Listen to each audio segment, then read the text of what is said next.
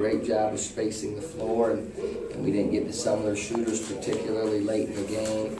And they made 11 threes against us, which it's hard to beat any team that makes 11 threes, especially when you shoot it the way we did at the other end. Donnie, what was the key thing that you were shooting it the way you were at the other end? Well, you know, I can't answer that. And every time we get ready to play Eastern Kentucky, I always say this sounds so elementary. You sound like a grade school coach when you say, oh, we got to make some shots. But the way they play in that extended 1-3-1 zone, you have to make some perimeter jump shots against it. And we didn't do that. You know, Terrence Hill's a very, very good shooter, and he goes 1 of 8 from 3. DeMonte Harper's our leading scorer, goes 4 of 18 from the floor. Kenneth Reed, you know, he's an All-American, goes 2 for 11, and a lot of his obviously were within 4 or 5 feet of the goal. So I can't explain that other than to say we have good shooters taking good shots. I don't think we have anyone playing selfishly or taking bad shots. They just didn't go into Double up on him regularly.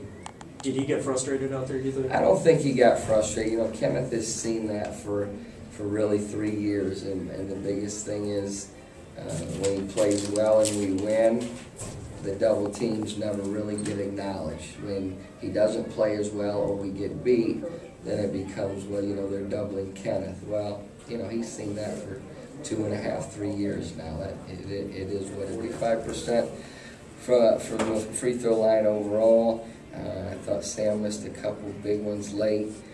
You want your guys to stay aggressive and drive the ball, particularly because we were in the bonus pretty early in the half. So you definitely want to get to the foul line. Again, it was just one of those nights they didn't go in. Donnie, the home court winning streak stops. Last year you guys did it to Eastern. Yeah. I guess you know what they say about paybacks. Well, you know, I told you that before the game, that they were very capable. They'd won 4 games in a row. All were on the road, so they came in here and played very well, very efficiently. We had a great crowd. It's disappointing to lose in that environment, but now you just have to try to start a new streak. That's the way it works. Do you feel like you missed an opportunity when you fouled out the best post defender, Jeff Johnson, with 9.5 minutes left to go? Yeah, I did, and you know, again, we kept pounding the ball inside, and we missed some easy baskets around the rim. We drove the ball some. Without him being in there, I felt like they had really no ability to change shots or block shots, except for maybe Perrin.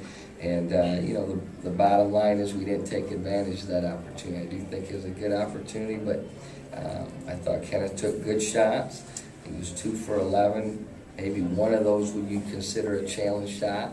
The rest of them were good shots right around the goal that just didn't go in for him tonight. Very balanced. I think coming into the preseason, everyone thought Murray State was the best team. I personally still believe that they are.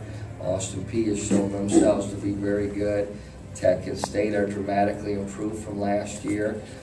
You know, I think when we're playing well and making some shots, which we did a few weeks ago, we're as good as any team in our league. But our margin for error is small because we're just not a real deep team.